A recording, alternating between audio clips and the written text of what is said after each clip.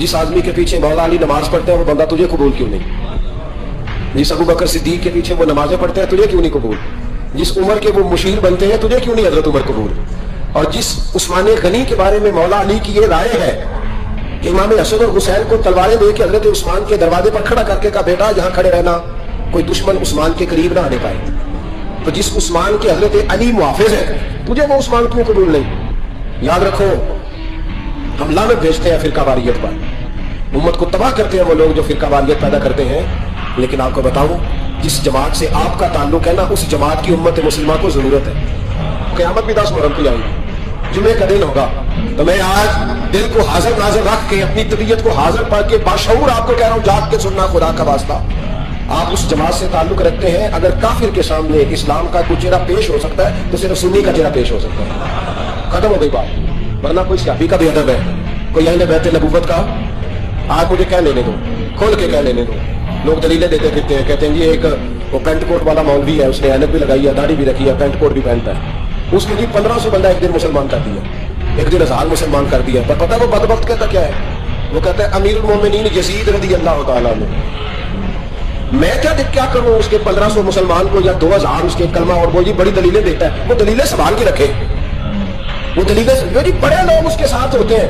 तो करबला के मौके पर ज्यादा लोग यजीद के साथ थे, ज्यादा लोग। हम कसरत के कायल नहीं, हम हक के कायल हैं। हम अब छोड़ दो बात, दलाइल की तरफ आओ। अजीब तमाशा है। और एक मौलवी साहब उसकी हिमायत कर रहे थे, कहते नहीं बंदा ठीक है, वो भूल गया था, असल में कसूर उबैदुल्लाह इब्न ज़ियाद का था, असल में गलती अमर बिन साद की थी, तो यजीद को ज्यादा इल्जाम नहीं देना चाहिए। मैंने कहा बड़ी तुम्हारी करीबी रिश्तेदारी है यजीद के साथ, तो अल्लाह से दुआ क्यों नहीं मांगते कि तुम्हारा अशर यजीद के साथ करे? मांगनी चाहिए ना दुआ। क्या ख्याल है आपका? हम अल्हम्दुलिल्लाह जुमे वाले दिन मस्जिद में बैठ के दुआ करते हैं, या अल्लाह हमारा अशर इमाम हुसैन के गुलामों में कर लो।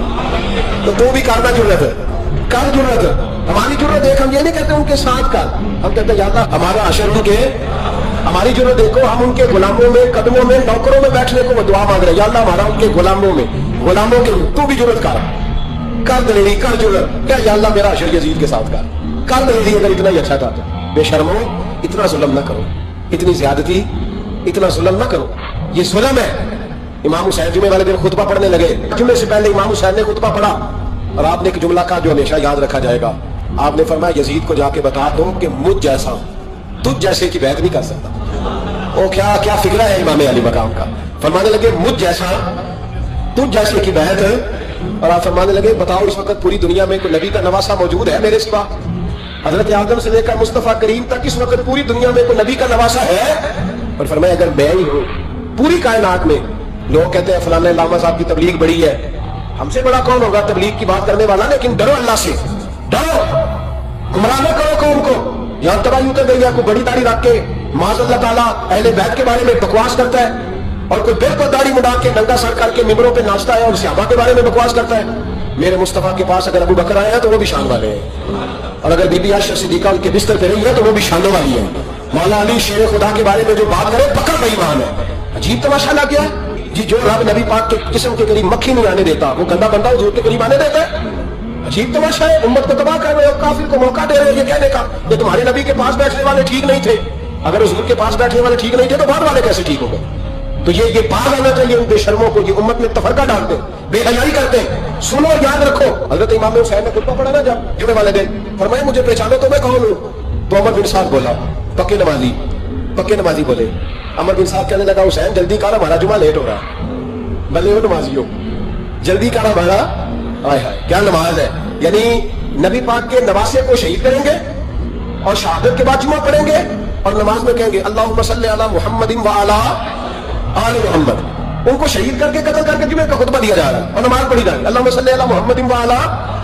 तो मेरा सुन्नी बड़ा भोला है, कहता है जी वो ज्यादा नमाजें पढ़ते हैं। तुम ज्यादा नमाजें तो अमर बिन साद भी पढ़ता था, तू भोला। ओ खुदा के देखे ना, जितनी नमाज की अखलाक की बात शायद मैं करता हूँ, आपको जमात में कम लोग मिलेंगे, लेकिन याद रखना नमाज अकीदा नहीं, रोजा अकीदा नहीं। अकीदा हुसैन है, अकीदा हसन है, अकीदा अली है, अकीदा उस्मान गनी है, अकीदा उमर फारूक है। मैं उस शख्स को क्या करूं?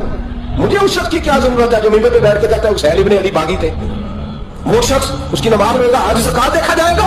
आओ कुरान मजीद सूरह शूरा आयत नंबर 23, घर जाके कुरान मजीद खोलो, ये वाली आयत भी पढ़ा करो, ये वाली भी खोला करो। सहाबा जमा होकर नबी पाक के पास आए, अर्ज की या रसूल अल्लाह सल्लल्लाहु अलैहि वसल्लम आपके खर्चे ज्यादा है, आमदन का जरिया कोई नहीं। जिस तरह आज लोग हाथ पीर साहब से नहीं पूछ रहे, अल्लामा साहब से कि आप काम कोई नहीं करते, कपड़े फिर भी सफेद पहनते हैं, क्या जराए आमदन है, फिर भी आप गाड़ी में घूमते हैं। हमारा तो प्रोग्राम था मौलवी भूखा मर जाए, पर इसके पास आते हैं तो ये ताजी चाय पिलाता है, क्या मतलब किस तरह का रवैया है। सहाबा के बाद वो ये नहीं सोचते थे आते काम, वो कहते थे आगे बढ़ के हिस्सा डाले।